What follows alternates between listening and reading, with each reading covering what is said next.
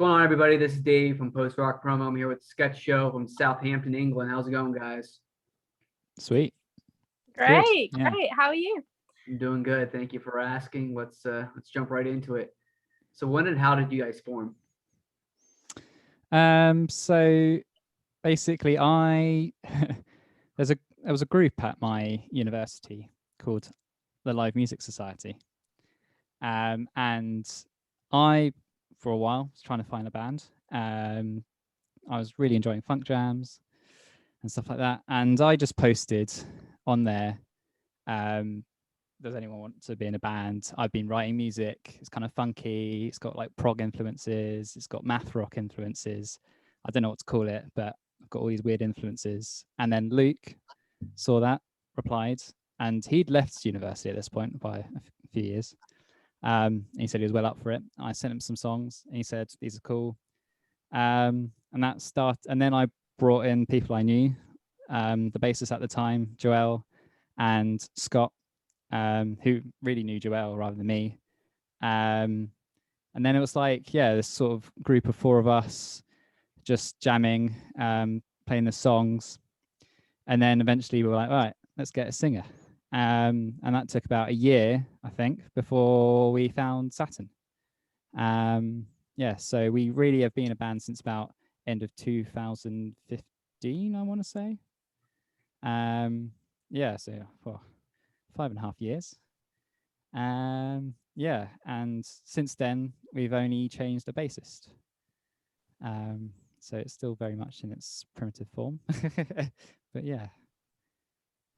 That's awesome. Saturn has much to add to that. No, that's great. That's how we formed. That's the story. Yeah. So you guys just released your debut album, Waves. How's the response been? That's been so lovely. Honestly, we've been working on it for a long time now. We've been so excited. Like, we wanted to just make sure the quality was right, like the promo. And we were just honored by how many people were still, sat by, wanting to support us, ready for the release. So we're very humbled by that. And just happy to put something out there. It's been a hard year. We want to get some upbeat tunes out there for people to dance to and just, have some happiness and, chill out. So who do you guys record it with, and how was the process? So we went back to our good friend Daly at the Ranch Production House, which is a studio not too far from here. And a lot of great acts have recorded there, including, whilst we were actually recording our EP, Rolo Tomasi, who are massive mathcore band from the UK.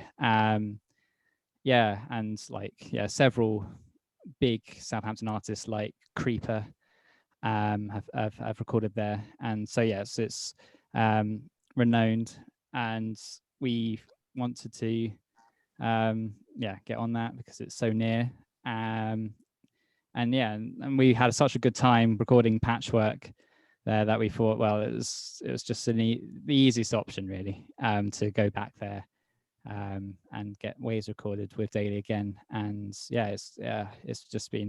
really turned out well this time as well, even though we definitely went in with a sort of different mindset of how we wanted it to sound compared to the EP. So yeah.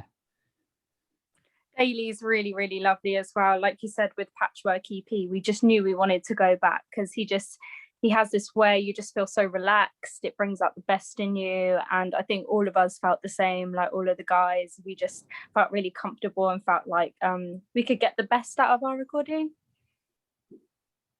Very cool. So you guys are from Southampton. How's the scene there? Do you have a favorite local band, a favorite venue? Go on, Adam. Okay. The scene is good. The scene is definitely good. I mean, not enough bands come through here really, which is, I don't know why, but because it's not like your Brighton or your Bristol. But if a band does a healthy tour around the UK, they'll tend to come to Southampton, and we've played with a lot of like good local acts up and down the country here, sort of invited them or whatever. Favorite band from Southampton. Well, I really enjoyed this band called Signals back in the day. I saw them so many times.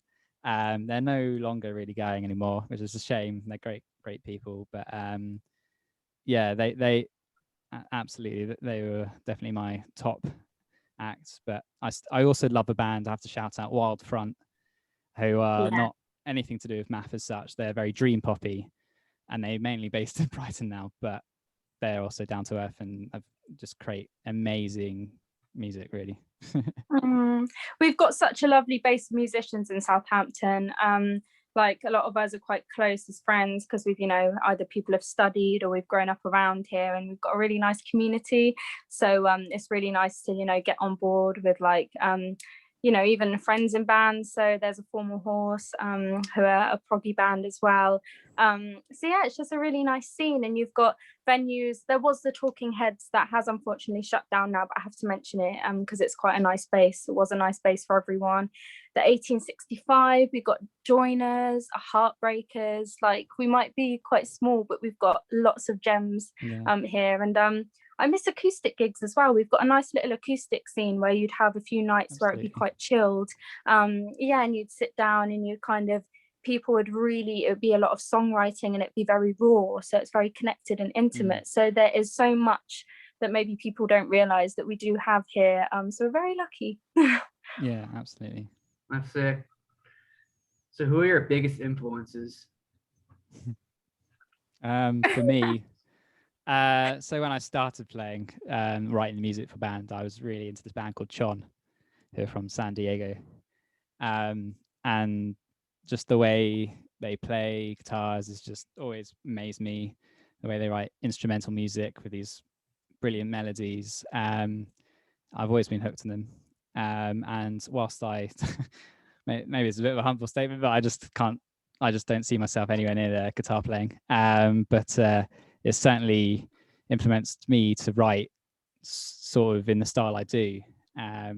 Absolutely, they're the ones that kicked it off, as well as maybe more well-known bands like The Police and Red Hot Chili Peppers back in the day. Yeah. Nice bit of Red Hot Chilies. I like that.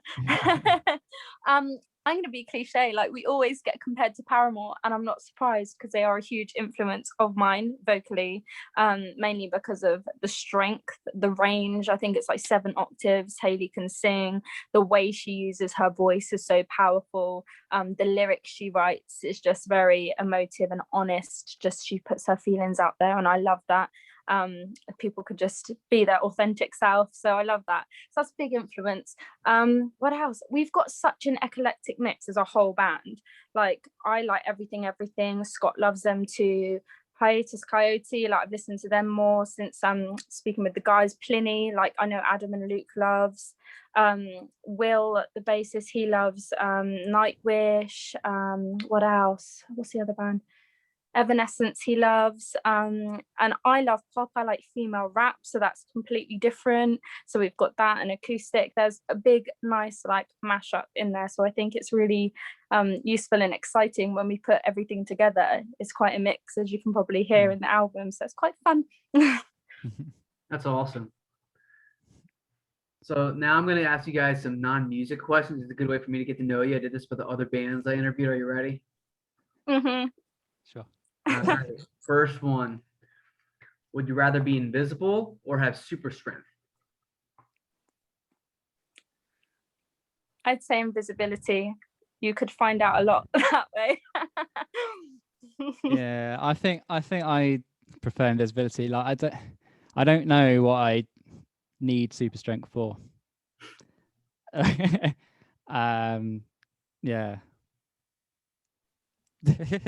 All right. I'll go invisibility too. Yeah. Favorite sports team? Well, I'm a massive fan of tennis, so I don't tend to watch team sports too much unless you count like Great British, like Davis and Billie Jean Cup teams. Yeah. Who's your favorite tennis player? Favorite tennis player, Dominic Thiem at the moment. Yeah. Nice. I can't give you an answer because I don't tend to support teams. I like some fitness and I like yoga, but I cannot give you an answer on teams. So I'll leave that one there in the ether. If you could be fluent in another language instantly, what language?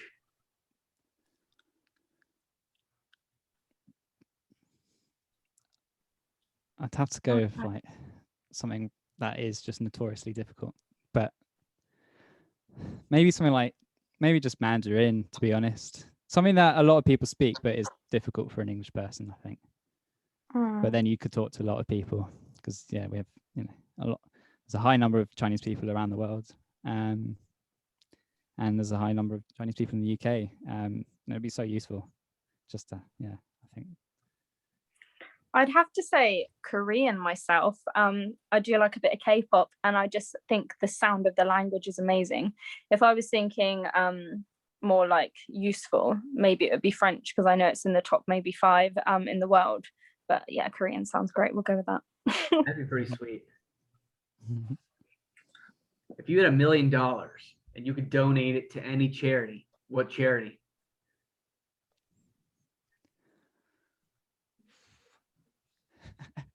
That's a big one. Oh my God, yeah. It's a big decision. Just one charity. Oh, crikey. I know mine would be some kind of vegan charity or animal charity. So I'd probably whittle it down to that, like some kind of rescue or sanctuary. So I'd say something like that, because that's important to me.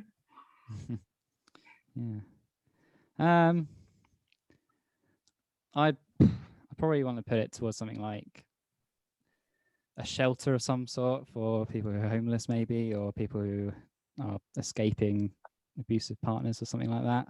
Maybe something more like that. Yeah.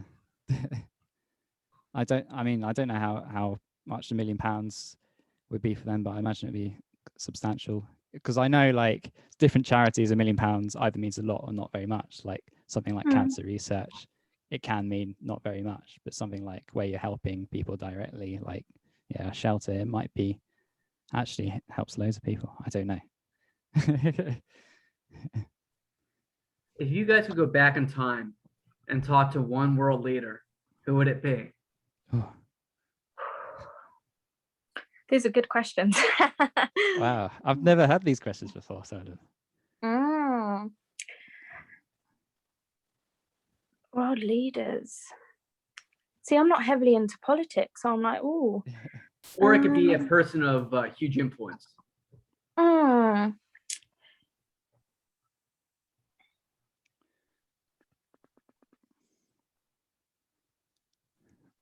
Maybe someone like Martin Luther King.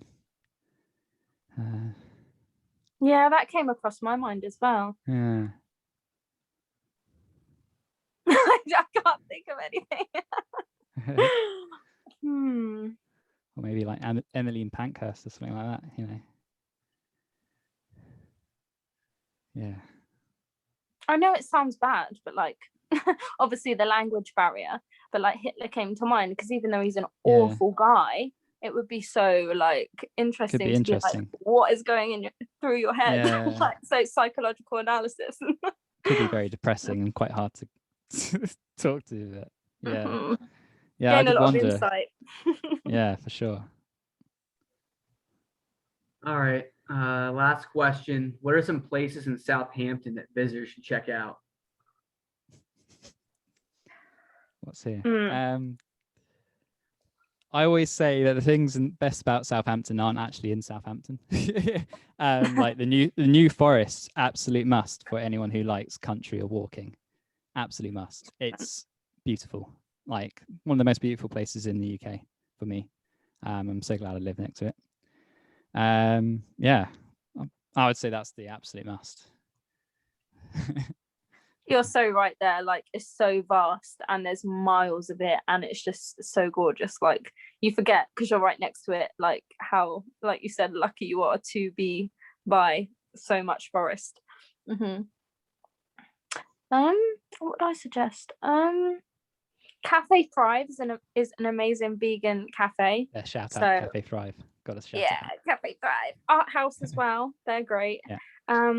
But I am more of like leaning towards more of what Adam says, like there's Netley Abbey, there's a lot of like nice kind of nature reserves nearby. So that's kind of quite peaceful. but yeah, just check out all the music venues and eat loads of good food. You know. Yeah, that's definitely what Southampton has to offer. Actually, it's more like the venues and the food. Then like, I don't know, like sites. You know, we don't really have a lot of sites. We have the walls, but yeah. You'll have to take me to those places when I get over there.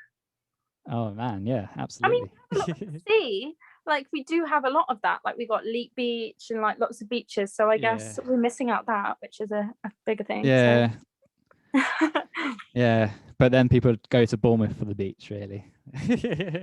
Yeah, they want a sandy one. That's where they'll go summer. Everyone's up that way. Well, I really appreciate you guys coming on, chatting up a little bit. Appreciate you guys supporting me in post-rock promo. No worries, man. Yeah, absolutely. Oh, it was really nice of you to have us on as well. We appreciate chatting to you. You're a nice guy. Yeah. It's been fun. Yeah. We'll talk soon. Good Have a great questions. night. You too, Dave. Yeah. Talk soon. See ya. See ya. Bye.